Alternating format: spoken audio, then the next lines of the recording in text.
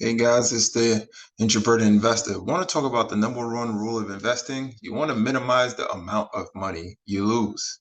Um, I know it can be, interesting and exciting when you're hitting big gains on your investments, but you want to play it a little bit safer because slow and steady wins the race over time. So on the left, I have scenario A, which is a pretty volatile investment. You start with $1,000, for example. And after year one, let's say you gain 10%, not bad. Your balance goes to $1,100, which means you made $100. Year two, it goes up 25%. You get another $275. Your balance now is $1,375. Cool. Year three, it jumps up 30%. That's a big gain. Usually, an investment, let's say in the stock market, for instance, usually average around 7% a year. So these are big gains. You jump up 30% in this example, you're up $413 for that year. Now you're at $1,788. So you've almost doubled your money at this point, which is great. But look what happens year four, for example. 1 year, you drop 40% and you almost wiped out all the money you've gained so far. So now you lost to 715. Year five, up 10%. Year six, down another 20. So you see it's very erratic.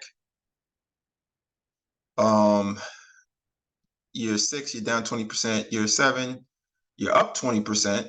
Year eight, down 20. But look at years 9 and 10, huge increases. Up 40, up 50. You end up at $1,900 roughly. So at the total, you totally made $900, right? So that is this scenario. So you had huge increases, but big drops. Look at scenario B, for example. You start with that same $1,000, but look here. At no point do you ever grow more than 10% a year.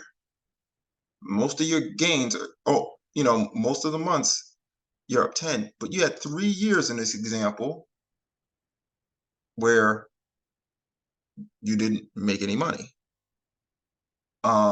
Here you had 3 years where you lost money, but you had huge gains.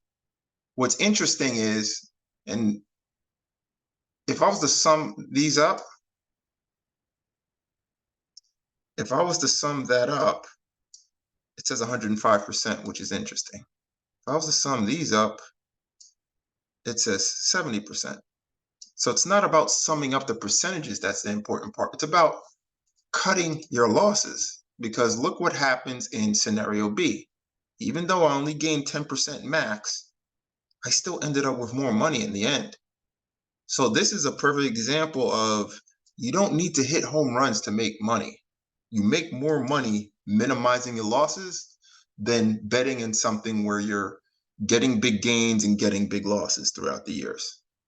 So I just wanted to show this real quick because this really paints the picture of you can end up ahead by just playing a little bit safer, but having investments that don't go down in value.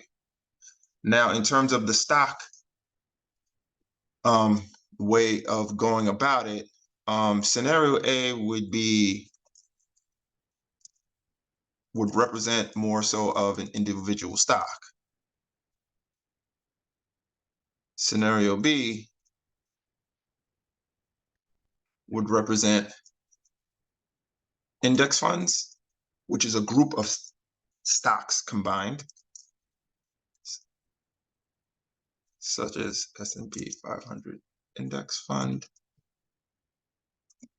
So investing in something like ticker symbol VOO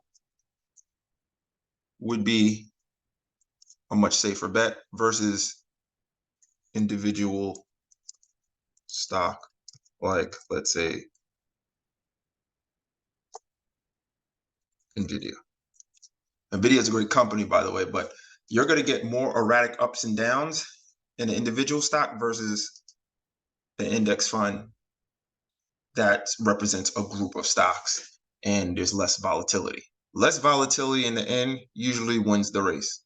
Also, it's been proven that most people who pick individual stocks do not outperform the S&P 500.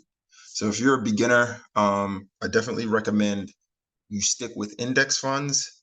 That should always be the majority of your portfolio.